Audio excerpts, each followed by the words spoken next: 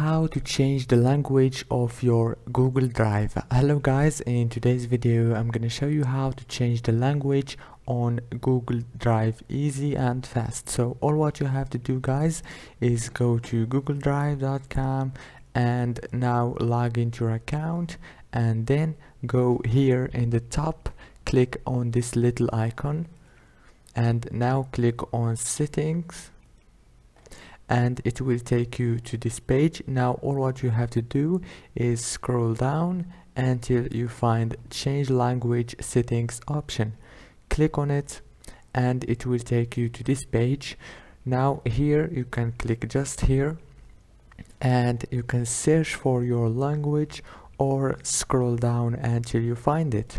Click on it and everything will be changed. Don't forget to like and subscribe, and thank you so much for watching this video until the end. See you later and thank you so much.